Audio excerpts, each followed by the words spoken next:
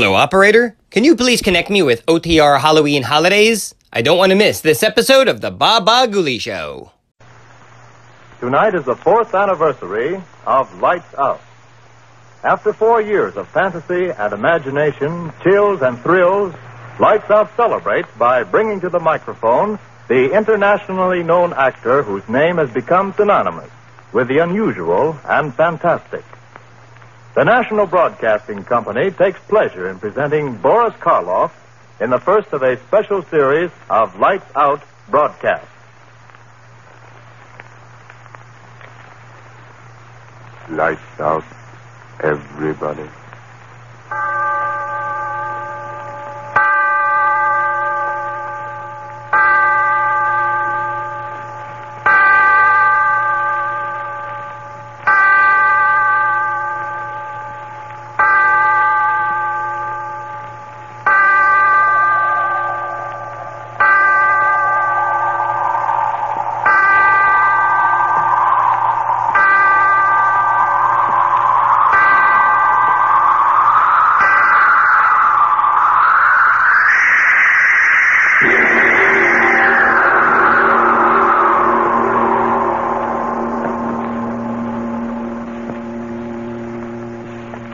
Tonight, Lights Out presents another psychological drama, a play in which the principal part is taken not by the character himself, but his thoughts. The voice you are about to hear is that of the thoughts of one Darrell Hall, accused murderer, sitting in a courtroom awaiting the return of a jury which is to decide whether he is to live or die. And as he waits, the thoughts in his mind seethe and swirl. Seethe and swirl. Guilty. Not guilty. Guilty. Not guilty. Guilty. Father in heaven, why don't I stop thinking those words? Words those jurymen are saying. He's guilty. He's not guilty. He's guilty. Not guilty. Guilty. Not guilty. He's not guilty. No, I've got to stop thinking of what's going on in that room. The jurymen. I've got to stop thinking of them. I've got to keep my head clear. I've got to figure things out. When did all this start? Yes, I remember. That night, Wayne and I were sitting in my room, talking about dreams. I remember he said... Oh, come on, Darrell. Don't expect me to believe that one. Well, I'm certainly telling you the truth.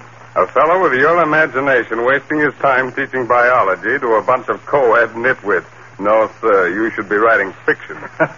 I assure you, my dear Wayne, I've told you the truth. You're really serious? Of course I am. You actually mean that in all your life you've never had a dream? Never. Not even when you were a child? To my knowledge, I've never had a dream in all my life. Well, how do you like that? I like it very well.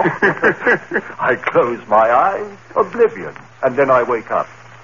No nightmare hangovers for me, Peg. Now, wait a minute, Darrell. Let me get this straight. You mean you've never even had a dream after, eating a Welsh rarebit at midnight or surrounding a dozen green apples or anything like that? Believe me, Wayne, I've never had a dream of any shape, form, or description in all my life. A dream to me is just a word. Something that happens to other people, but not to me. But everyone must dream. Well, perhaps. But it just so happens that my subconscious doesn't work that way. I tell you again, I have never dreamt. Well, what do you know about that? Just unbelievable, I tell you, unbelievable. Yes, that's what he said. Unbelievable. It was unbelievable that I'd never dreamt. Then after a while he went away and left me there. It was early evening. But I remember that somehow, strangely, I was very tired. I sat down in the easy chair. Oh, I was so tired. I closed my eyes. I slept. And then it happened. A strange murmuring in my head. Yes, that's how it started. A murmuring as if in warning. And then in the darkness around me, strange faces lifting and falling. White faces, faces without hope, their eyes full of horror, their white, bloodless lips pleading wordlessly in a way that made the heart in me cry out in pity. And suddenly, I knew I was asleep and dreaming. Yes, dreaming for the first time in my life. And these faces I was seeing were things out of a dream. And even as I knew that, the dream was gone. Blackness. And yet I knew that I was still asleep. And I had a terrible feeling of foreboding, of a horror to come in that dream. What? How? I didn't know. But I wanted to stop sleeping. I wanted to open my eyes quickly before. And then I saw her moving slowly toward me out of the darkness that was my dream. At first, a white, wraith-like thing. And then I saw it was a woman. Yes, the body of a woman, but the face. Father in heaven, that face. Gross, unclean, thick, bestial brows, wrinkles of venery, the lecherous writhing of thin crimson lips that lifted from teeth, white and pointed, and flecked with blood. Yes, a glorious body, and a face from hell. Closer, closer to me. And then she spoke one word. Kill. Yes, that's what she said. Kill. And as she said it, she moved closer. Her hands went out, her eyes. In my dream, I screamed. I awoke. I remember, just at that second, the clock on the mantel began striking. 5, 6, 7. Thankfully, I counted each chime, since the hearing of it meant that I was awake out of the horror of that dream. When the clock had stopped chiming, I sat there. My one thought was, if this be dreaming, let me never dream again. I heard a sound. What was that? I sat still, afraid to move. And then I laughed. It was my own heart. My own heart, still pounding with fright at what I'd seen in my first dream. Oh, why do I sit here thinking of what has been? The jury in there. They've got to hang me. Free him. They've got to hang me. Guilty. Free him. Free him. Free him. Free him. Free him. No, I mustn't think of them. Better to keep my thoughts on how it all started. Better to figure things out. Where was I? Ah, yes. Sitting there, listening to the beating of my heart, thinking of the horror of that dream. And then, suddenly, that strange, wordless murmur I had heard in my dream was whispering in my head again. Quickly as it began, it was gone. How could this be? I was awake. Awake! This was no dream. Then why had I heard that wordless entreaty? That same sound that had come from those miserable white faces that had floated before me while I slept. Why? Why? I heard it. Sound behind me. Who? Why, yes, my friend Wayne. Must be he. Come back into the room, standing behind my chair, thinking I was asleep. I turned round and said, Wayne, is that you?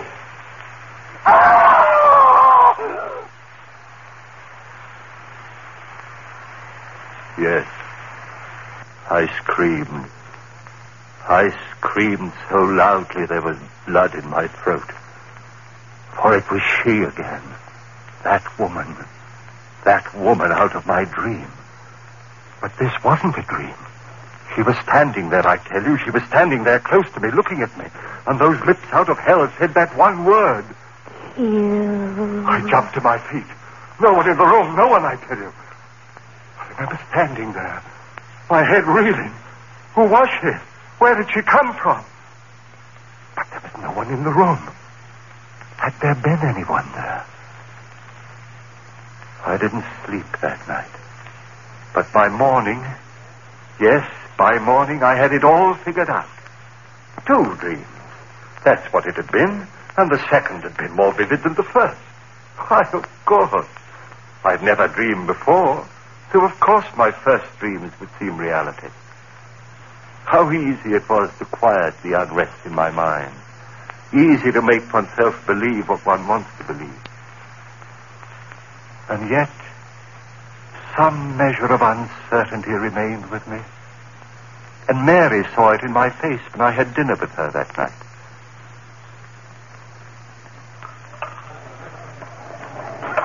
Darryl, do you mind if I ask you something? What a question. Of course not. Is there something wrong? You mean with the dinner? Well, you know, this is my favorite restaurant. With you, dear. Has something gone wrong at the university? Why do you ask that? The worry in your eyes. Oh. What is it, dear? Oh, it's nothing. It's nothing important. You changed your mind about loving me? Mary. Then tell me what it is, please. All right. It's really nothing to concern yourself over. Just a dream. Dream? Darryl, you dreamed. Yes. Last night. How marvelous. Now you're normal even when you sleep. That's right, isn't it? I'm back to normal, see if I'm not. And here I thought from the expression on your face that it was something really important. Funny, isn't it? And I suppose in your first dream you dreamt of a glorious, seductive woman. No, Mary. Ah, did you have a nightmare? If you don't mind, let's not talk about it anymore. Shall we have our dessert now? Now, I suggest the hot green apple pie with cheese. Darryl, was it as bad as all that? Horrible. Oh, that's cruel. Your very first dream, an unhappy one. Oh, well, I'm sure that if you dream again, you've more interesting times ahead. Oh, Darryl, look at the time. 7:01, and we promised the Armstrongs we'd pick them up at 7:15. Darryl, what is it? Your face. Do you hear it? Hear what? You do hear it, don't you? The voices. Voices? Darryl, what are you talking about? Why, the people in this restaurant are most well behaved. Gone. Just the way it was before. Darryl, please, if this is a joke, please tell it to me. Darryl, what is it? What are you staring at? What's behind my chair? What's there, Darryl? Tell me what you think. Darryl, the table. Why did you throw over the table? Darryl, what is it? What is it? Why did you scream like that? What's the matter with you, Darryl? Yes. She wanted to know why I had done it. Screamed, thrown over the table. They all wanted to know. But how could I tell them? Tell them of her, standing behind Mary's chair, that thing of degradation, and those lips saying, kill. I went home. Mary thought I was overworked. No, darling, you've been working so hard. Go home and rest, dear. That's all you need, rest. Rest. What good was rest? I had to reason things out. All my life I lived with reason, and now this horror. I had to know all about it. Now I was certain it was no dream. What I had seen there in the restaurant had been no thing of sleep. Hallucination. Yes, that was it. I had been working hard. Too much work was the answer, and rest would cure that. Yes, indeed. And so I rested through the next day. It was quite dark when I awoke. The phone rang. It was Mary calling to find out how I felt. Are you sure you're all right, Darryl? Why, yes, Mary, yes, I'm fine, thank you. You sound all right. Your advice was good, dear. Apparently rest was just what I needed. Then go along back to bed. I'll talk to you tomorrow. All right, dearest. Thanks for calling. Goodbye, Darryl. Sleep well tonight. I hung up the receiver. And then the clock on the mantel behind me began striking. Always at 7. Always at 7. Always at 7. Yes, that was true. Each time it had been 7 when it had happened. And then, with the last chime of the clock, I realized it was 7 again. heaven. Would I see her again? I stood there, back against the wall, waiting.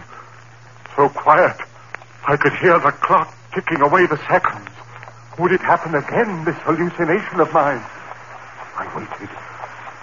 I heard no pitiful murmur of voices. Just quiet. So dark in the room, I could see the shadowy emptiness of a chair near the other wall. And then the chair was no longer empty. There was someone in it. I said, "Who's there? Answer me, who's there?" No answer. A strange darkness in the room. Deeper and deeper, I could see nothing, and then two swirling pools of flame led right, closer and closer. I stood there, I couldn't move. A rumbling began in my brain. Fear, I tell you, fear tearing up my brain, louder and louder, while those red circles of light came closer and closer. Father in heaven, what was it? What?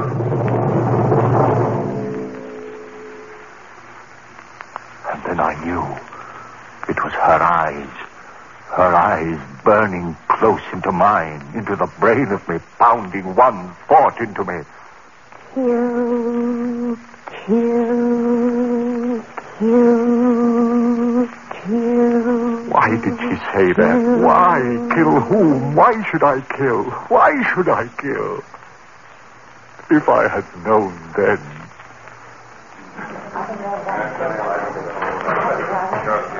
The jury. They're coming back. The verdict. What? No, not yet. Still out. Oh, they've got to find me guilty. I've got to hang. I've got to. If I live. Oh, but I mustn't think of that. I must think of what happened. Where was I? Ah, yes. That woman. Her eyes pounding that word into me, and then gone again. But this was no dream. Then what? A voice within me whispered, "Crazy, crazy, crazy." No, I was insane! That horror was real as the breath in me. And with that realization, the coldness as of a wind blew around me and clutched at my heart. For if she was reality, somehow I knew that I was lost. And so it began. Night after night, the stroke of 7. First, that wailing dirge of those lost souls. And then her writhing lips. Kill, kill, kill,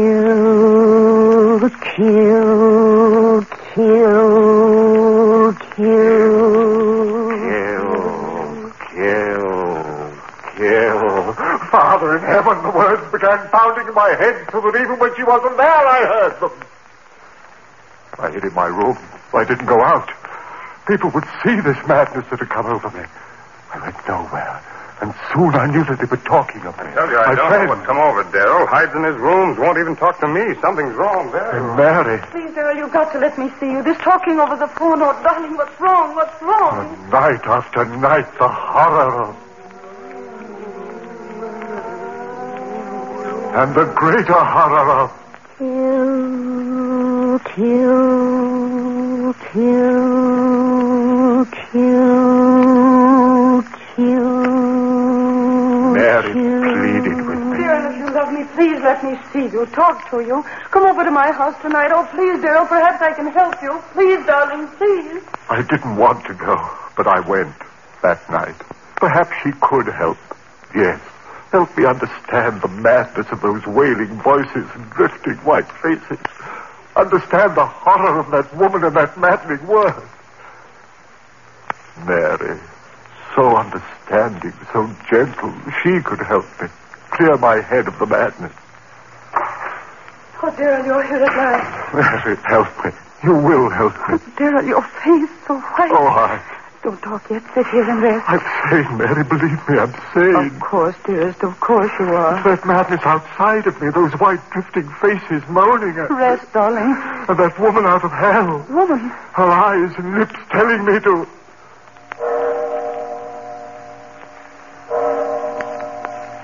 The time. time? What time is it? It's 7. Daryl, what is it? I've lost track. I've got to get out of here. Daryl, don't. Wait, don't go. Too late. Daryl, what is it? Too late. Late. You hear them, don't you, Mary? I'll go call a doctor. Listen to them. Their voices are so loud tonight. Listen, Mary. Daryl, don't. There's no one here. You hear them? You must hear them. What are they saying? Louder and louder, trying to tell me something. What are you saying, you out there? What are you telling me? Daryl, stop! They're gone. Faces, voices, gone. Now she'll be here. Oh, Daryl, please, you're frightening me.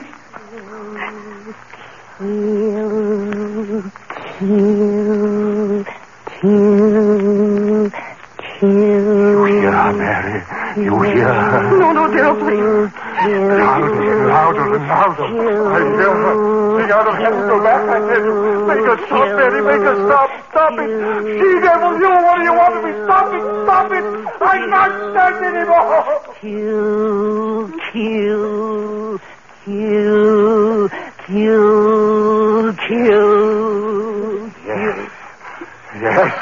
Yes, go away.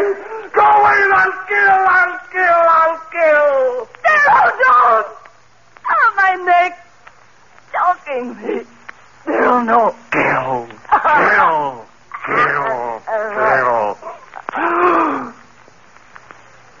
Mary.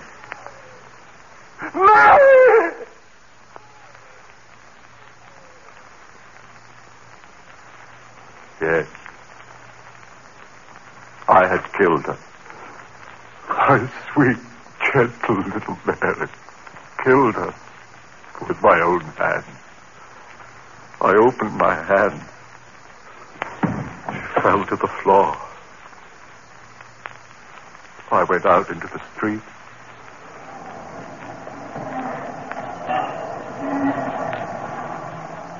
People all around me, hurrying. I was in no hurry. What that woman had wanted, I had done. I had killed. I walked all night. It didn't matter where. And in the morning, I found myself on the campus of the school, before the very building in which a class was waiting for my lecture. I went in. I walked up on the platform and looked down into their faces. I said to them, "Ladies and gentlemen, my lecture for today will be on the subject of the selective factor in the evolutionary..." I stopped. A murmur in the air. Those voices again. But it was broad daylight. I'd never heard those voices in daylight before. What did they want of me? What were they saying? There was a strangeness in their pitiful voices. Yes, like a dirge of tears and sorrow for someone. For me, yes, for me. And then her voice, laughing, triumphant. Then I understood. For the first time I understood everything. She had triumphed over me. That was why those lost souls were wailing a dirge over me. I was hers forever. I turned and ran out of there like a madman. Ran, and as I ran, those voices of the damned were talking to me. You are doomed as we are doomed. No. Those who murdered are doomed. We listen to her and No. now you are one of us. Those who murdered. No peace through all eternity. No. Rest for those who murdered. Through all eternity. I covered with my ears and my hands I ran. No use. I heard them. Only one hope for you, man. One hope. Expiate your crime on the gallows. Pay for what you have done. On the gallows, and you shall have one hope, man. One hope.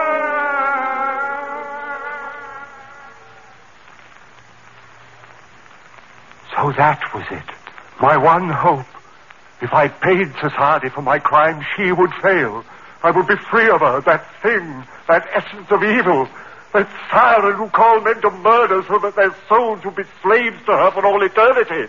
Yes, I'd pay for my crime. I ran on, back to Mary's house.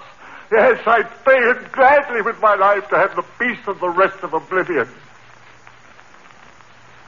I went back into the house. Yes, Mary was lying there, cold. I lifted her.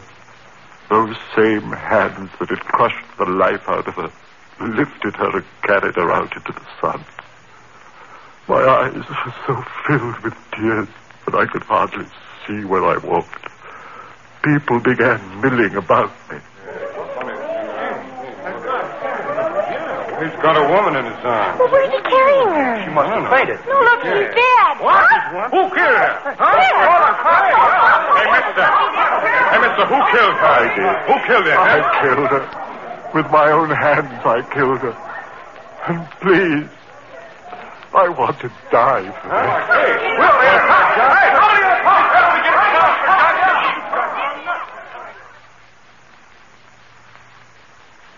And then the trial. My friends, they wanted to save me.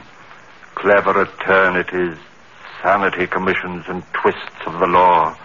But I wanted to die. I tell you, I had to die. If they set me free, if I lived and died as most men die, the death they call a natural one, then she would have me. No.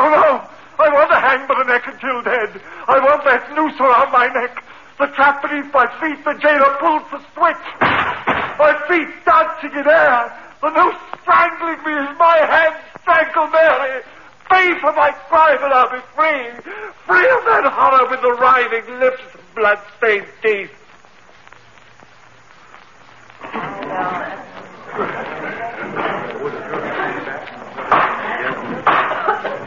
All in the court. All in the court. The jury. They're coming in. Guilty. They've got to find me. Gentlemen of the jury, have you reached a verdict? We have, Your Honor. The clerk of the court will read the verdict, please. See the jury. Find the defendant guilty of murder in the first degree. Oh, guilty. You hear that, you thing out of hell? Guilty! Hang me for the neck till I'm dead. I'll be free of you. I'll have peace. You failed, you beast, you. I'll see to my crime, you'll never get...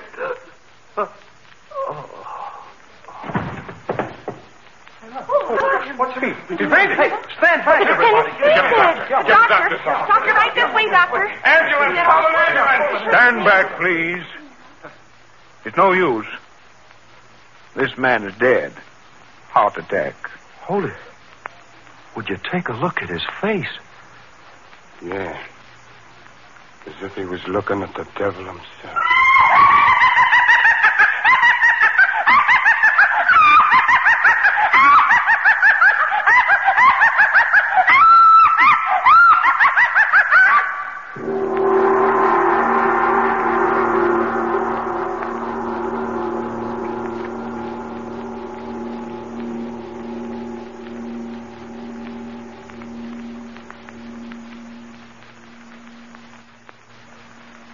Ladies and gentlemen, you have just heard the first play in a special series commemorating the 4th anniversary of Lights Out and starring Boris Karloff. Next week, Mr. Karloff will appear in another new air drama by Arch Oboler, a play suggested by the Sibelius musical composition, Waltz Triste. It is a story of death and a revenge beyond death.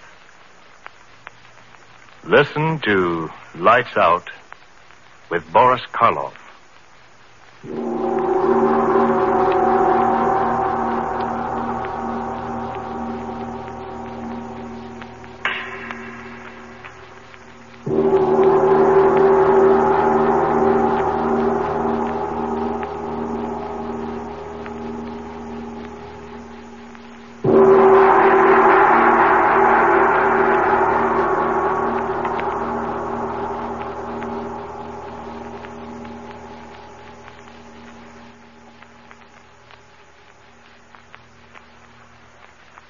Lights Out, written especially for radio by Arch Oboler, comes to you each Wednesday evening from our Chicago studios.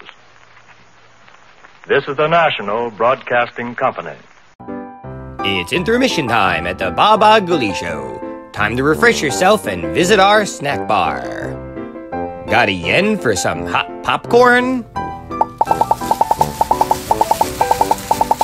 How's about your favorite soft drinks, which are sparkling cold? And there's all kinds of candy to tempt you. It's radio time, folks. Enjoy the rest of the program. This episode of the Bah Ghoulie Show is brought to you by Waddle's Tunes over at Channel Watch Waddle. Oh, that's where I left that bar of soap. Hands are dirty, don't be a dope. Clean them up with bubbly soap. Now that's some clean humor.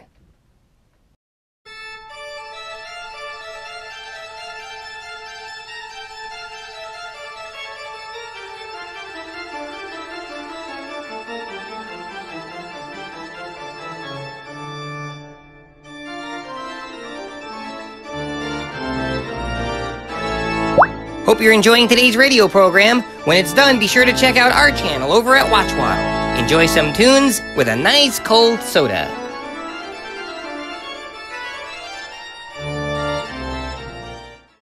And don't forget, Ghoulies, tonight is the return of the Midnight Spook Show over on Channel Watch Waddle.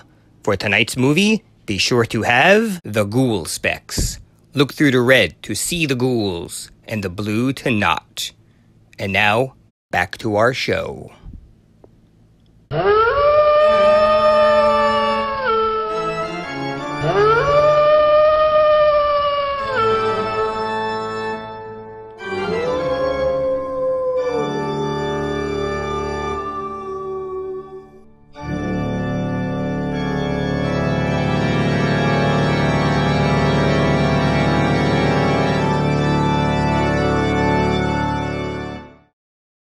And now, a tale well calculated to keep you in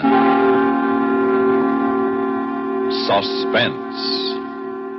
I know, according to all natural laws, it's impossible. Completely, utterly impossible. But I tell you, and I swear to it, that I and I alone am guilty of this murder. As guilty as though I'd killed him with my own two hands. So you must tell them, the police. You must tell them. Because they'd never believe me. Because it is impossible. But it happened. Listen now to Act One of Dreams, starring Philip Sterling, and written especially for Suspense by Jack Bundy.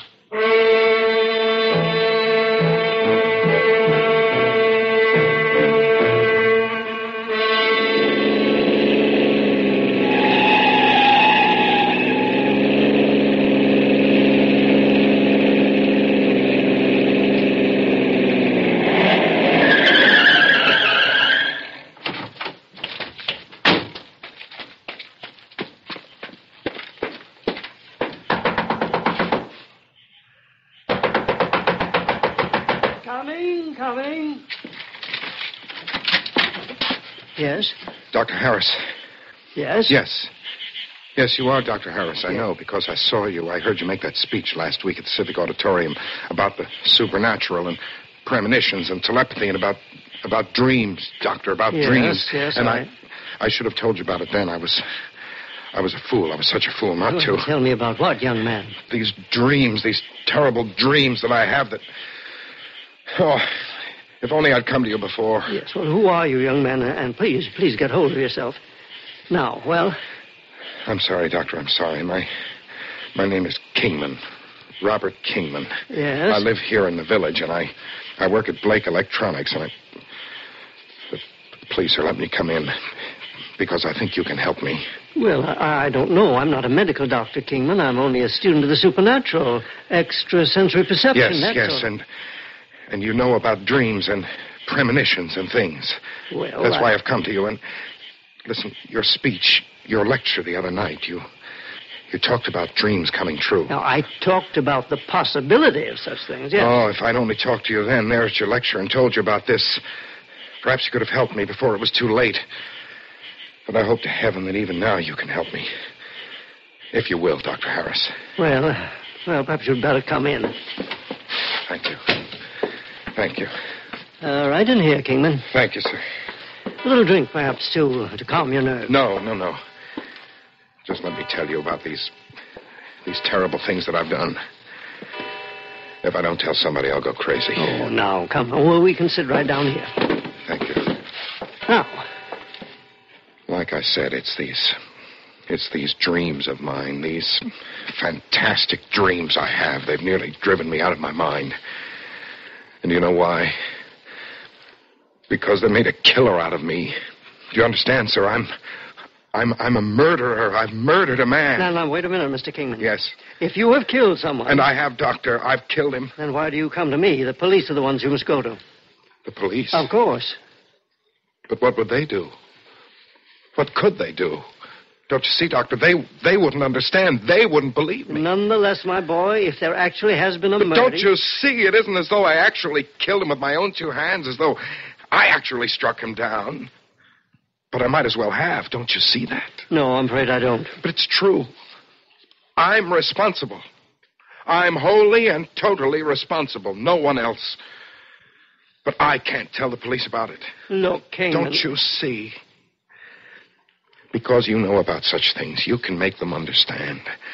And then if they say I'm legally guilty, all right, yes, then I'll take the consequences, even if I have to die for it. Now, Robert... But my wife says I'm not responsible. Janet says I can't be. It's impossible.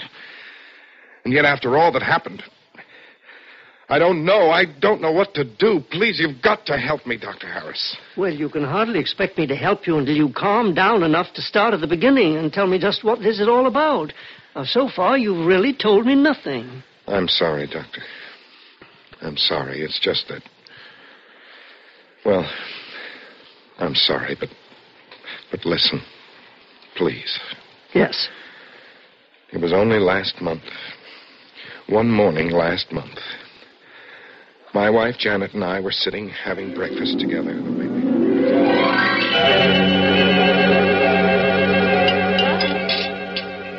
Darling, why aren't you eating your breakfast? Isn't everything all right? Huh?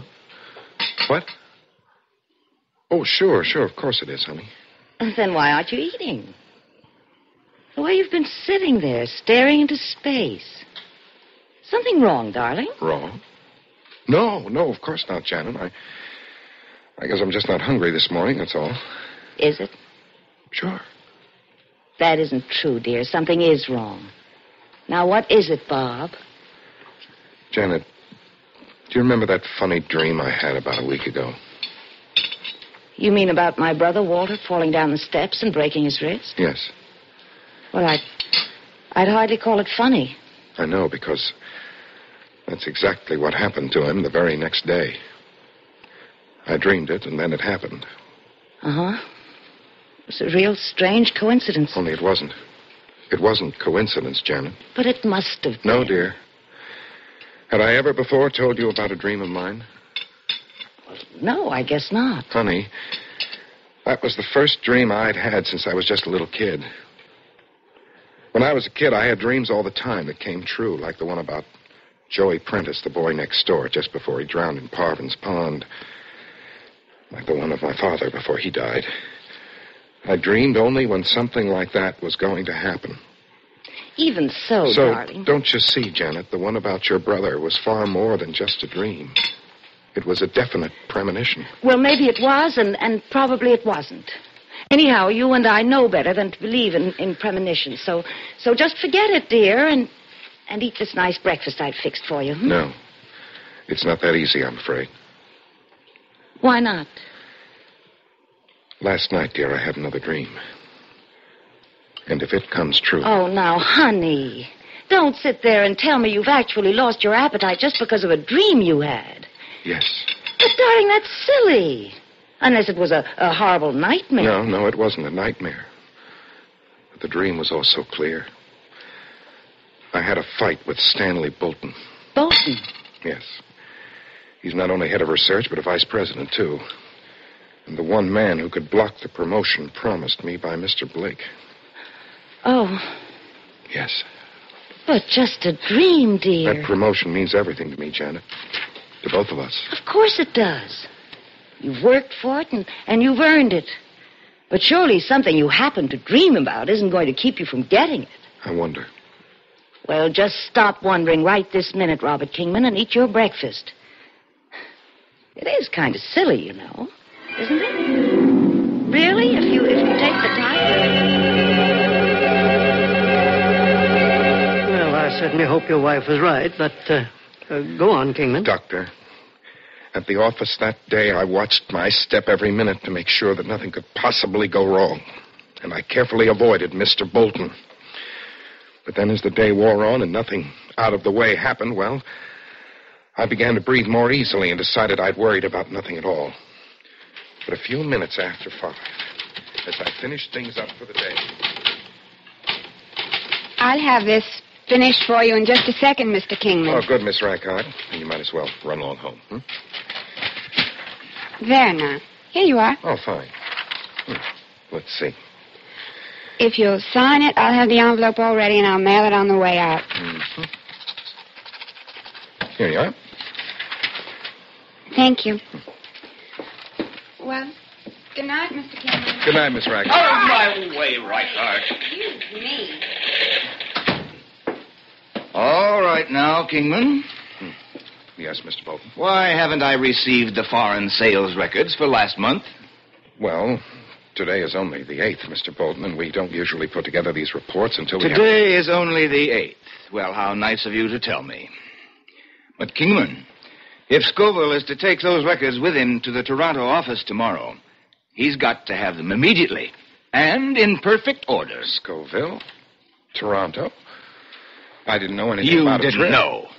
You think that's any excuse? But I'm usually notified if someone needs material like that. Negligent, that's the trouble with you. Utterly irresponsible. Well, Mr... And you're the one that Mr. Blake was considering for promotion, Well, I'll soon put a stop to that. But, Mr. Bolton, Scoville is leaving on the 2:40 tomorrow. And if those figures aren't ready for him, you'd better look for another job. And then, Kingman, what happened then? The next morning, Mr. Blake called me in and politely told me the promotion would have to wait. Perhaps another year, until Mr. Bolton was better satisfied with my work. Well, I'm sorry, but now, look, my boy, if that one incident, that coincidence about... Coincidence? Yes, if that's all that brought you here to see me, so upset and so Didn't worried. you hear me? Don't you understand? That was only the beginning of the dreams that have made me a killer. And when you hear the rest of the terrible things I've dreamed about that have happened, heaven forgive me for what I've done.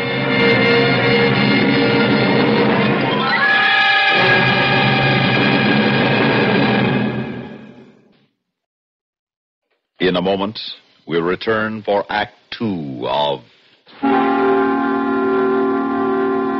Suspense. If you leave your car outside at night and hope in the morning it'll be all right.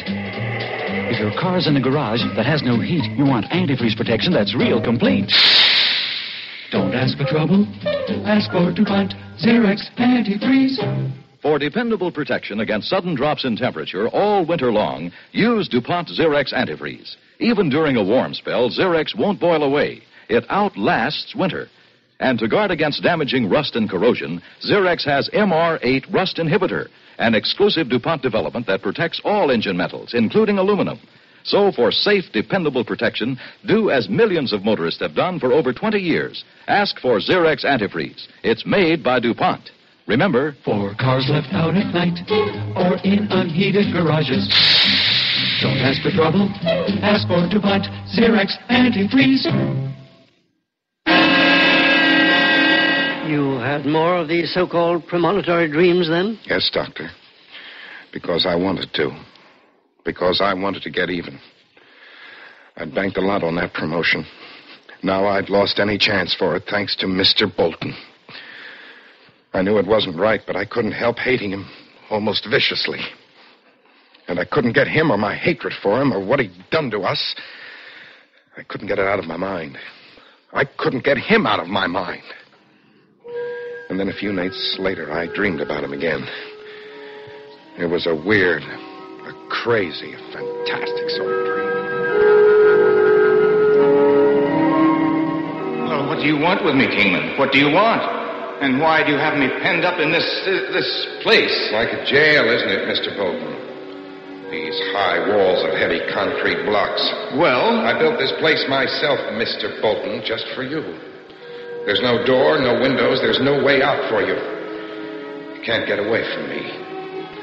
And now I'm going to pay you back, Mr. Bolton, for what you've done to me. You're crazy, Kingman. You can't hurt me. This is only a dream. Only a dream, do you hear me? But it's my dream. It's my dream, Mr. Bolton. Now, Kingman. And that's why you can't help yourself. When I beat you and treat you the way you deserve. Are you ready? Stop! Are you ready? Stop! Stay away from me! Well, I'm ready. No! No! Get away from me! No! No! Get away from me! No! And you did beat him in this dream of yours? Unmercifully. Until he fell unconscious. Well, I hardly see anything about it, a warrior king. But wait. I can hardly picture anything like that actually happening, dream or no dream. Wait, Doctor. When I woke up in the morning, my hands were sore. My knuckles were all bruised. And I imagine you've done a pretty good job of tearing up the bedclothes, too, then, hadn't you? Doctor. Mr. Kingman. Now, Robert, you must understand something. After what had happened at the office between you and Mr. Bolton, a dream like that was the most natural thing in the world. Dreams spring from the unconscious. And so far as this man Bolton is concerned, in your subconscious mind... No, wait, please. You've got to hear me out. Very well, go on.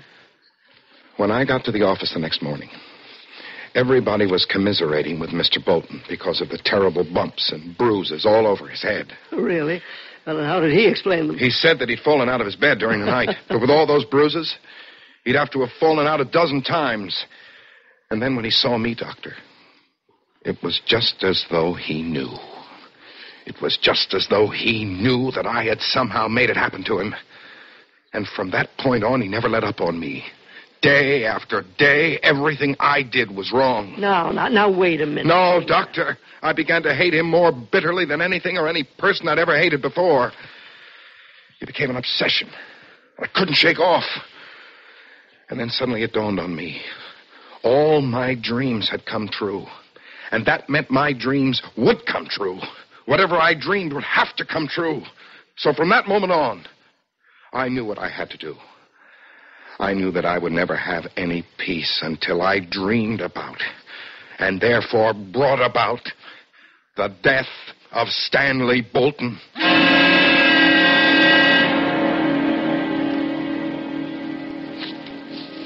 Yes, Doctor. The more I thought about it, the more I became convinced. The more I knew that anything I dreamed about would have to come to pass. Not exactly as I dreamed it, perhaps. But the result would be the same. And so every night before I dropped off to sleep, I thought of nothing but Stanley Bolton. Of all the hatred I had for him. I concentrated all my thoughts on him and nothing else, Doctor. And I focused my thoughts on his murder. No, but it didn't work. I couldn't seem to dream again. Try as I might. Well, perhaps that's for the best. Not until 3 nights ago. Oh? And again, Doctor. It was a wild, a crazy, utterly fantastic dream. There was a big empty square, a city block or more, with a high, thick wall around it. Much bigger than the place I'd dreamed about before. And there was a car.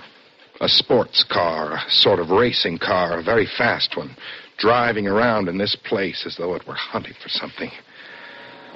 All of a sudden, the way it can happen only in a dream. I was in that car.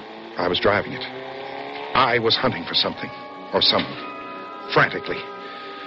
And then as I wildly spun and swerved the car about, then I saw him. Bolton. And he knew me. And he knew I was after him. And he knew that this time he wouldn't get away alive. Stop! Stop, you fool! You run me down. Run! Go ahead and run, Bolton. You think you can outrun me in this? Try it! Try it! No, help! You'll kill me! But it's only a dream, remember? So run your legs off, Bolton, and see what good it will do you. Please! Please, go back! Are you ready? Are you ready? Well, I'm ready. Now!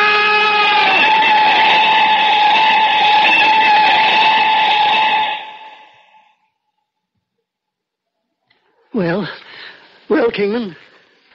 The next morning, when I got to the office, I learned that Mr. Bolton had been killed. What? Yes. By some hit-and-run driver in a sports car. Good heavens. Yes. And do you know why, Doctor? Because of my dream. Because it's what I wanted to dream.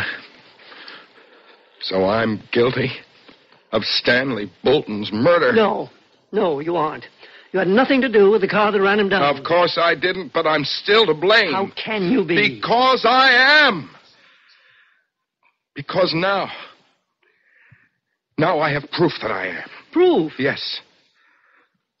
Because last night I dreamed again. Yes? I dreamed that for what I'd done, I was electrocuted. What can I do? Doctor, what can I do? I don't know. I must have time to think about this. But you believe me. You believe me what I've told you. Yes, Robert, I believe you. And I believe you need help. If I go to the police, if they believe me, it can mean only one thing. The death penalty.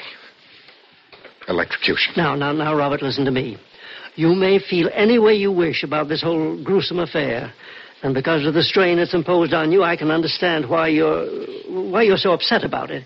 But we've got to be realistic about this. Now, legally, there is no possible way in which you could be found guilty of Bolton's murder.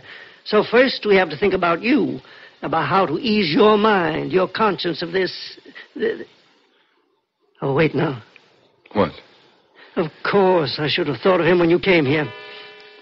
Yes, Doctor? Someone who can help me? Robert, I know it's late, but I want you to go and see an old friend of mine. His name is Thaddeus Hagen. Hagen? You know him? The psychiatrist? Yes. Well, I've heard of him, but, Doctor... I want you to go to him alone. I want you to tell him exactly what you've told me. I'll phone him that you're coming, in spite of the hour, and I promise that I'll tell him nothing whatever about the case. I'll only ask him that he call me after he's talked with you. You think I've gone crazy? No, not by any means, but this whole experience has upset you badly, as it would anyone.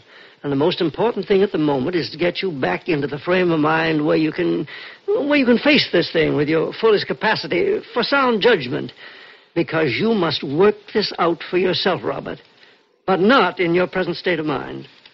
Will you go and see Hagen? For your own sake, Robert. Yes. Now? Now. Good. I'll give you his address. It's only a few miles from here. And you must tell him that I'll be waiting to hear from him.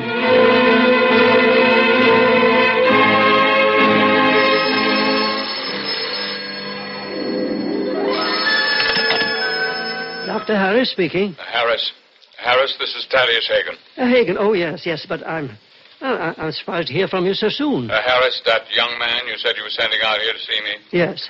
Robert Kingman? Yes, Hagen, you talked to him? No, I didn't.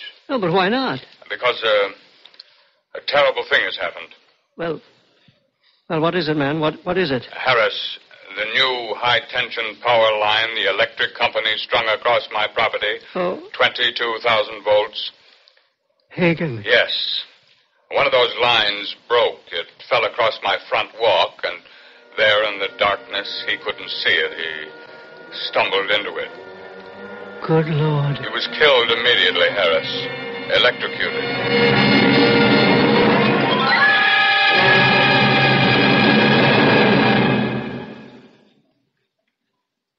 Suspense. You've been listening to Dreams, starring Philip Sterling and written especially for Suspense by Jack Bundy.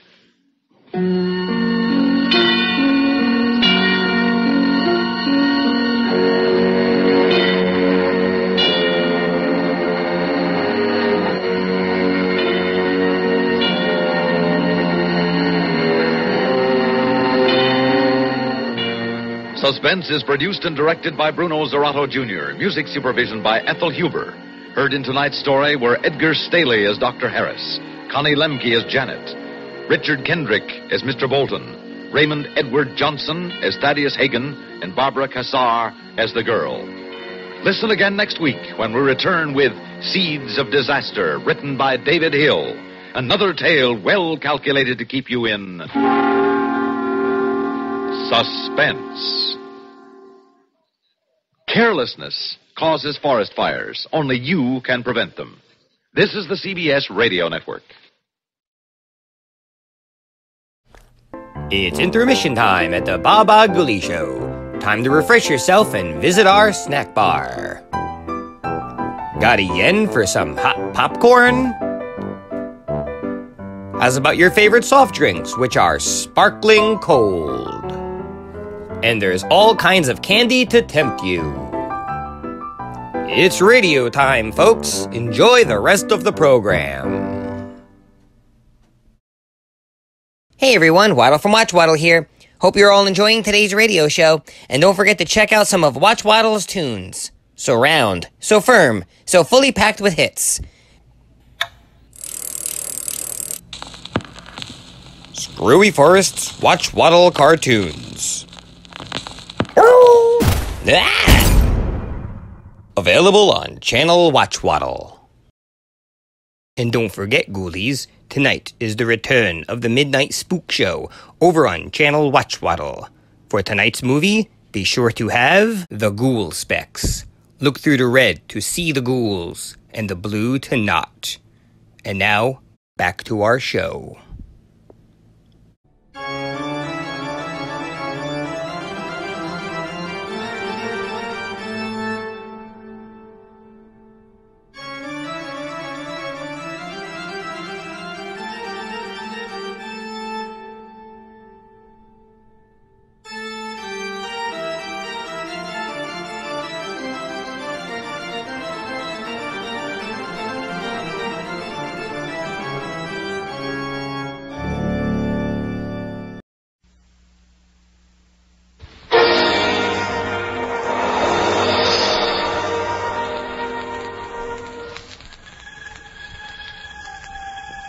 Good evening.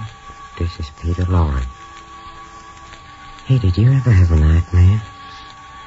Did you ever go through a horrible experience that seemed very real? Yes, sometimes reality and unreality seems one, and you're not so sure anymore. Like the fellow tonight in a Mystery Playhouse.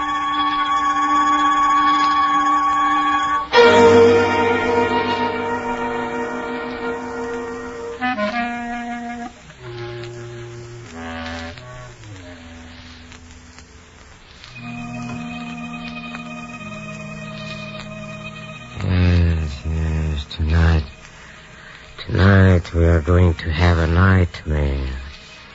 That is, we are going to hear about somebody else, which is almost as bad. This gentleman had a particularly realistic one. In fact, he didn't know for the life of him whether or not it really happened. But you listen for yourself to the unfolding of William Irish's strange and intriguing story of a man who dreamed he committed murder and woke up to the fact that maybe he actually had. Listen to Nightmare.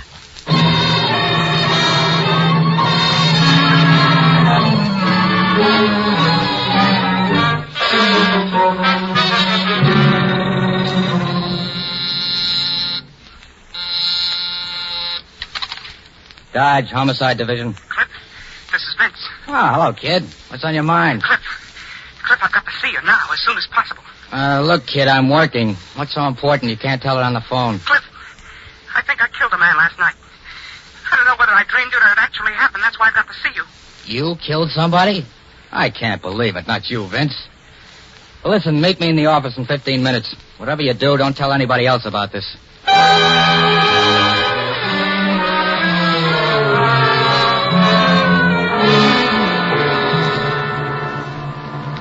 Go ahead, Vince. Tell me some more about this dream of yours. Well, after that, Cliff, all I remember is the white face. The face of a woman. Beautiful, but false somehow.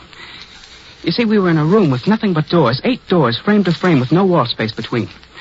Well, I opened one of the doors, and suddenly someone rushed at me. We struggled, and he forced me to the floor. As we fought, he said to the woman, "Hand me that knife." Well, I raised my hand to defend myself, and suddenly I felt the handle of something. I realized the woman had put the knife into my hand by mistake. And then Then you stabbed him. Yeah.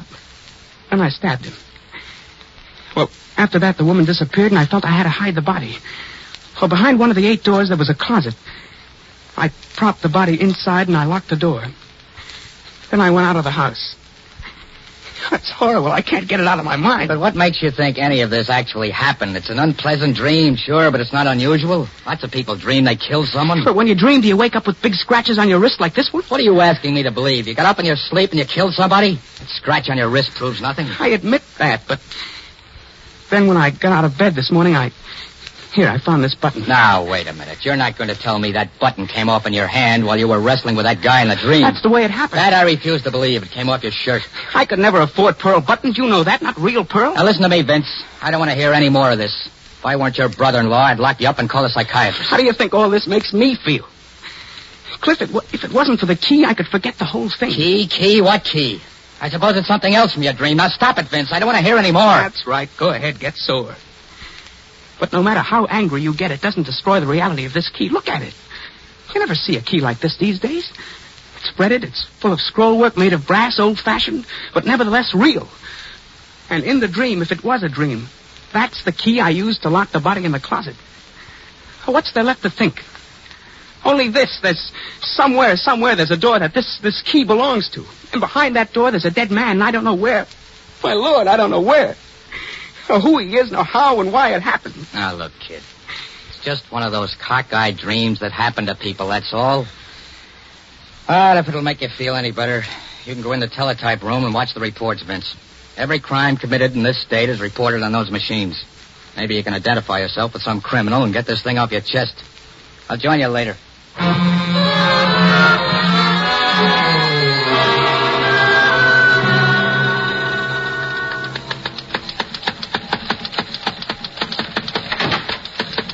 Haven't you given up yet? Don't be funny, Cliff. There's one here that's possible. A stabbing in a town called Clarksburg. Clarksburg? Yeah. There's no transportation up there. You never did learn how to drive a car. You'd really need supernatural aid to kill somebody up there. Now, wait a minute, Cliff. Here's some more coming in on that stabbing in Clarksburg. It's a description. Killer, 5'9", weight 150, brown hair, wearing a yellow and green sweater under a brown suit. Hey, Vince, you wear a yellow and green sweater, don't you? Don't be coy. You gave me that sweater for Christmas. Maybe it's only a coincidence, but you're about 5'9", weigh about 150. That couldn't possibly have been you, Vince. Who are you talking for, yourself? I know I found that key and the button in the pocket of my brown suit. You're not kidding anybody. You want to know just as much as I do. Come on, let's get started for Clarksburg.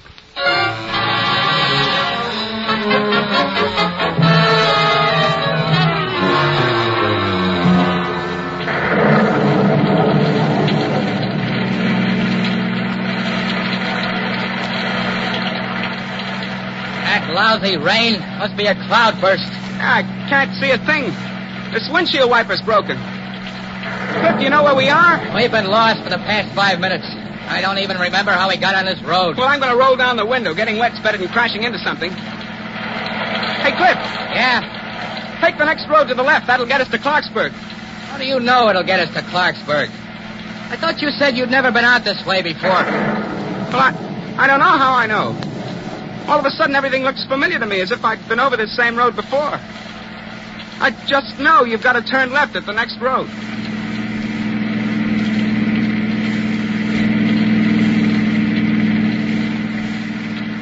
Stop here, Cliff. Stop here. Hey, what's the big idea? You're trying to kill somebody, grabbing a break that way? That house, Cliff. There with the big porch. That's the house with the 8-room door. How do you know that's the house? Thought you said you'd never been out here before. I've never been here before in my life. Unless it happened in your dream, is that it? Well, I think this is all crazy. We'll soon know for sure. Come on. We're going in and see whether there's an 8-doored room or not.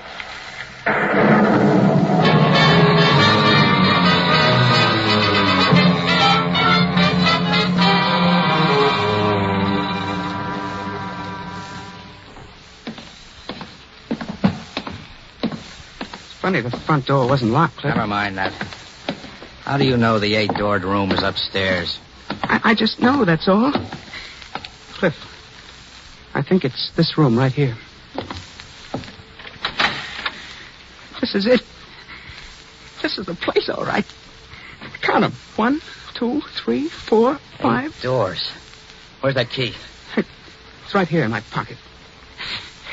Now, you'll have to get it out. I can't. My hands are all wet, perspiration. Stop acting like a baby. You're sweating all over. There's the key. Now, which door? That one, I think.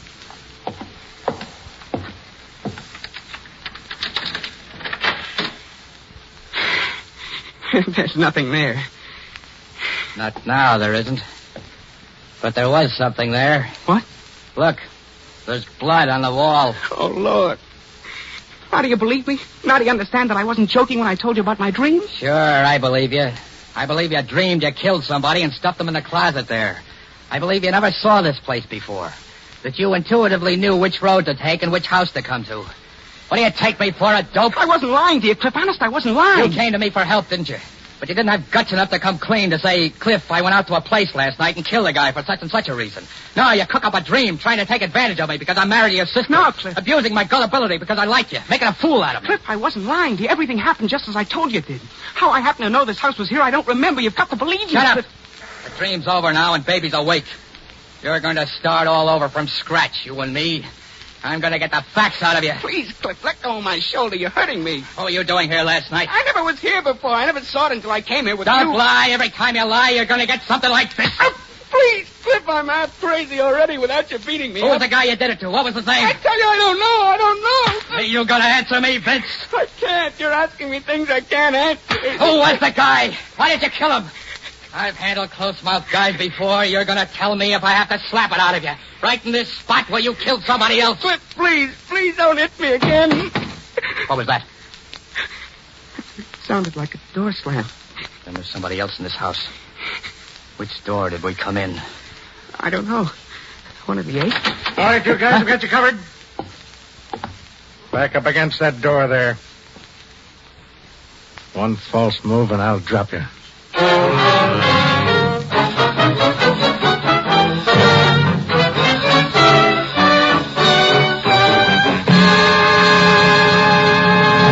Haven't you found what you're looking for yet? Yeah, I guess I've seen enough. This stuff in your wallet identifies you. Cliff Dodge, Homicide Division. Why didn't you say you're a detective? It's nobody's business. Okay. Wagner's my name. I'm the sheriff around here. When I see people monkeying around a house where a murder's just been committed... Murder? You found the body? Yeah. As a matter of fact, there were 2 murders. A man was killed and stuffed in that closet over there. We found the other body outside. A woman. Wasn't dead when she was found, but she was dying. Run over by a car. Deliberately.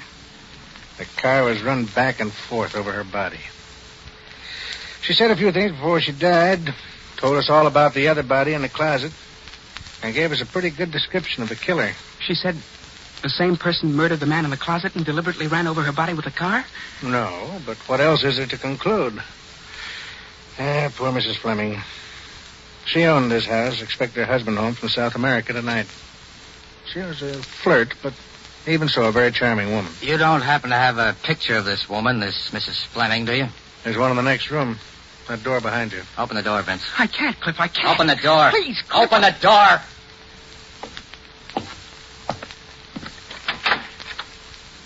That's her, that big picture on the left. Pretty, wasn't she? Cliff, that's her. Well, now what's the matter with him? He's fainted. Can't stand the sight of people who've been murdered, even if it's only a picture. Give me a hand with him, will you?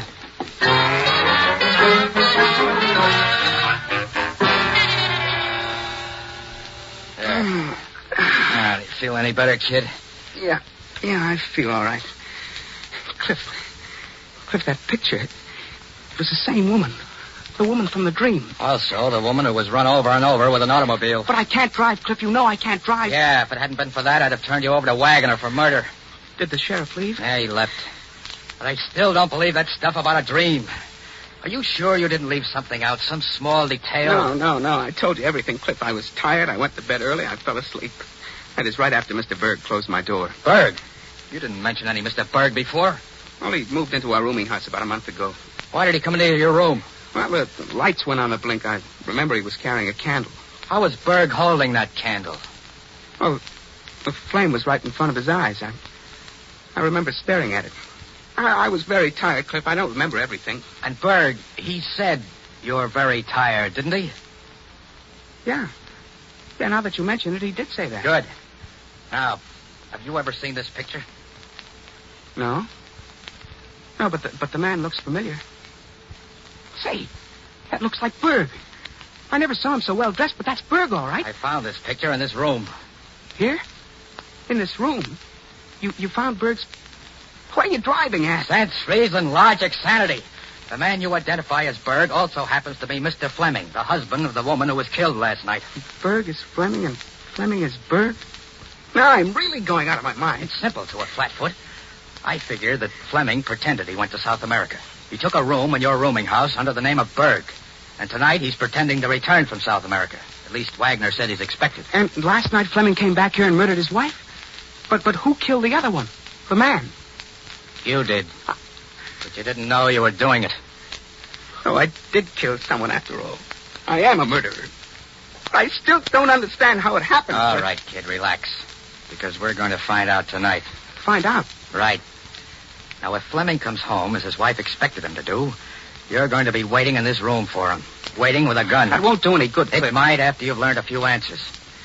Now, I'm going to tell you exactly what to say to Fleming, word for word. You might not understand, but you're going to memorize the things I tell you to say, word for word. Memorize? Yeah, because your life depends on it. Cliff, you're not going to leave me here alone, are you, Cliff? There'll be nothing I can do to help you, kid. If everything goes right, you'll come out of this scot-free. If anything goes wrong, that's the end. Now, Fleming will probably come up those stairs at the far end of the hall. So you'd better stand over here. The first thing to remember, let him speak first.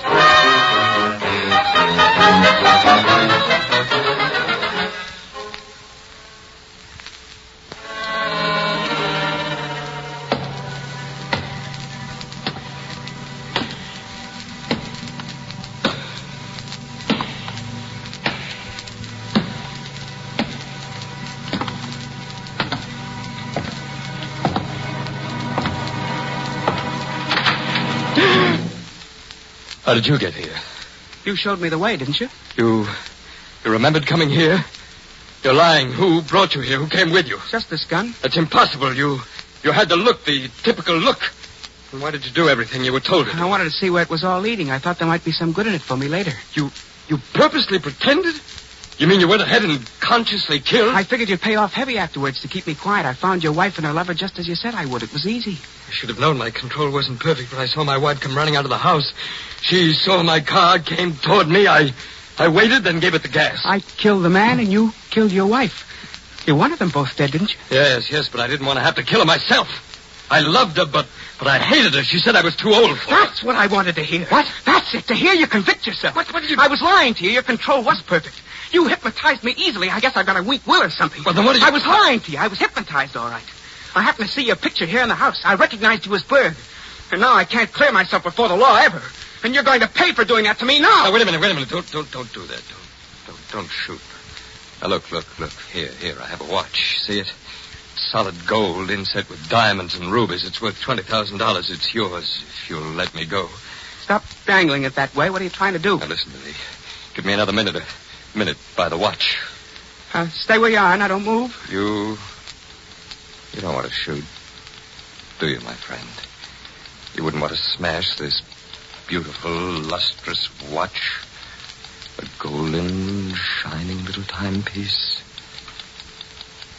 You can't take your eyes from it, can you? Please, don't. Take it away. Shining in my eyes. But you love it. You're fascinated by it, aren't you? And now you're tired. You're very tired. And that gun is much too heavy for you to hold.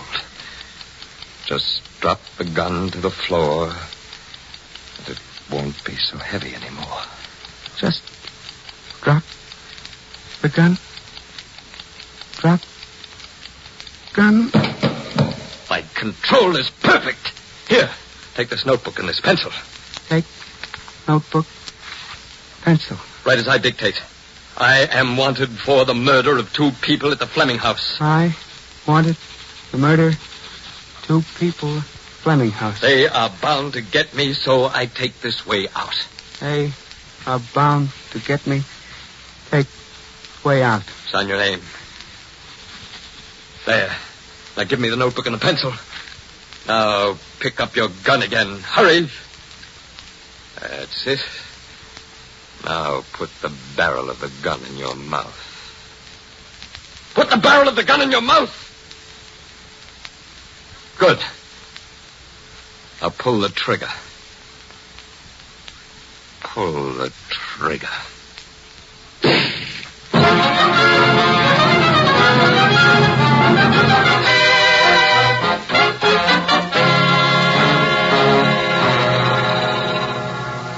How is he, Sheriff? He's dead. We just made it in time.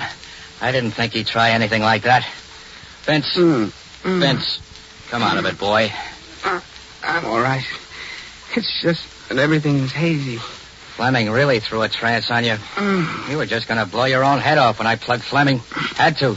Only way I could break the spell in time to save you. You shot Fleming? Cliff, did I do it all right? Did I do everything you told me to do all right? Perfect. I had a hunch it was hypnosis the minute you told me about the candle. But how was I going to prove it? Only by having you come up against Fleming. That's why I left you here. Wagner and I were in the basement with a dictaphone. We put a microphone in the ventilator. I didn't want to make you nervous. That's why I didn't tell you about it. Then I'm free? I won't be tried for murder? Not around here, you won't. I'm sheriff here. This crime is solved. Oh, thank heaven for that. I don't think I could go through a court trial. One nightmare in a lifetime is enough.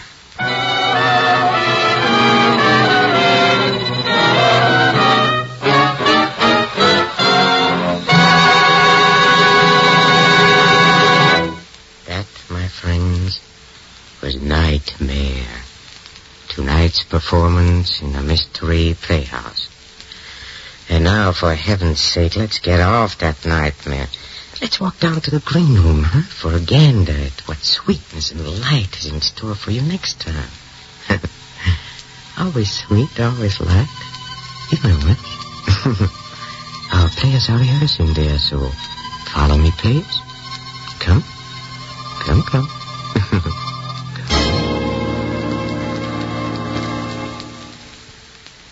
It had been hard to convince Anne at first. Easy enough for me to say, we have to get rid of Ole. But Ole was Anna's brother. We talked it over on the cliff near the land that day. We have to, Anna. We have to go through with it. Oh, Richard, there must be some other way. The way things are now, everything's hopeless. You know that. With the paint formula cleared, we can be married. Richard, I love you so much. I'd do anything for us. But this is... Murder? Huh. You needn't look at it that way, darling. So far as you're concerned, Ole will just disappear. But suppose something goes wrong. Suppose you're convicted. Not a chance. You can't convict a man for murder until you find the body. And they'll never find Ole. We must, Anna, we must. Very well, Richard. When will you... The moment Ole finishes the formula. It's almost ready now. I'll have to do it that instant to make my alibi hold. Today, tomorrow, soon, anyhow. Everything else is ready. I love you above everything else in the world, Richard. I love you enough for even... Have a peanut, friend? No. No, snoozing, huh? Traveling on trains makes some people sleepy. Not me. Been on trains all my life. Never get sleepy. Going far? Satan's Point, Maine. Satan's Point? Never heard of it. Must be a devil of a small place. What I said. Satan's Point. Devil of a small place. Good, huh? Have a peanut?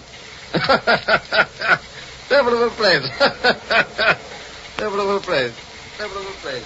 A devil of a place it was that day. We went over every detail again and again until our story was perfect. A lot depended on the story we constructed. A lot depended on telling it well. I told it well. To the police in Maine and to the alienists in Boston. I started the story with the morning of October 11th in Ole's laboratory by the sea. Hold on. This is my last mixture. It will be ready in a few minutes, and I want your eyes to be well rested. Think you've got it this time, Ole? No, there's no longer any doubt. When these pigments are mixed, I will paint a square board. It will look like a dirty green to my eyes. And to mine? To yours, and those of millions of others who are colorblind. Red. Red that you have only imagined till now. Red of the rose, red of a sunset, red of fire, red of blood. I put the blindfold on. I could sense Ole's tenseness. He'd worked 15 years to make this moment arrive. But just from all I can see, a miracle is about to take place. But I confess to one great fear. What's that, Ole? I'm not afraid the formula is wrong.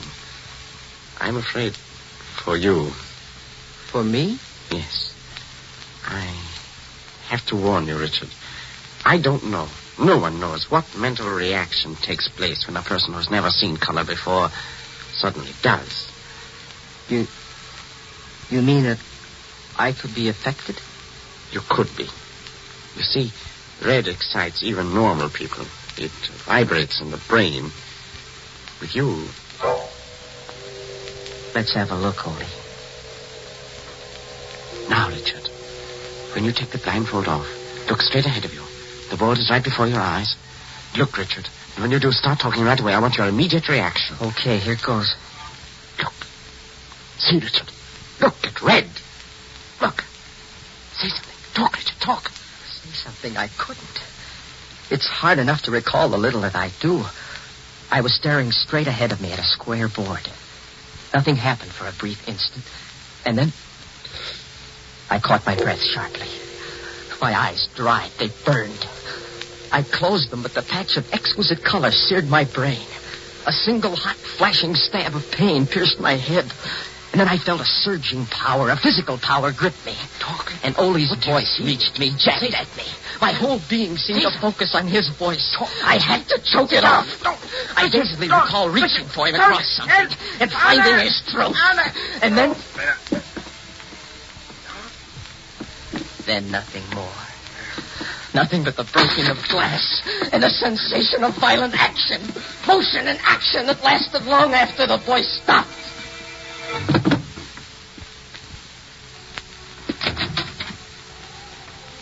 Then I felt cold air lashing at me. I was carrying something limp and heavy. There's a point of rock outside the house. It juts over the sea. I stood there for I don't know how long. The first clear thing I recall is identifying Anna's voice coming toward me. Richard!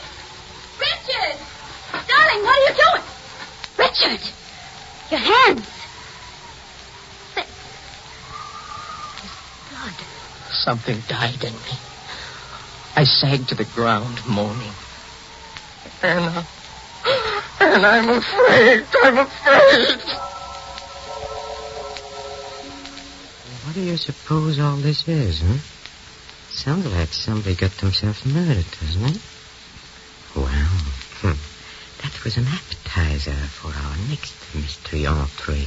And that old master chef, the laughing boy of the inner sanctum, Raymond, is going to serve it up to you. Yes. Raymond's going to be here next time in company with his fellow creeps in another attempt to scare the living daylights out of you.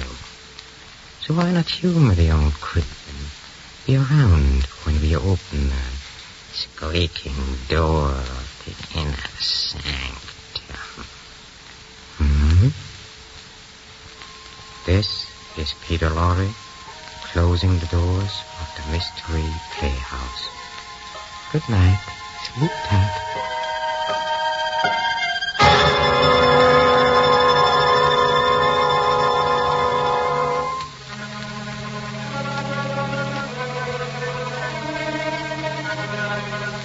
This is the Armed Forces Radio Service.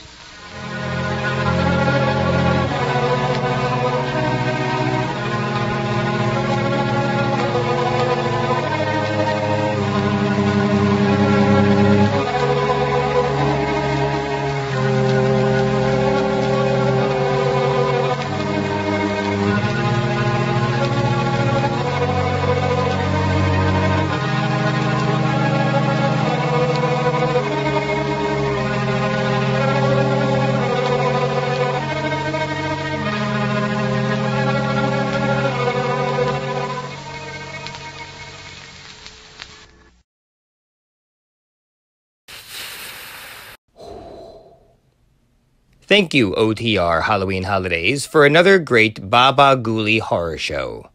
And now, join us on Channel Watchwaddle for our Midnight Spook Show.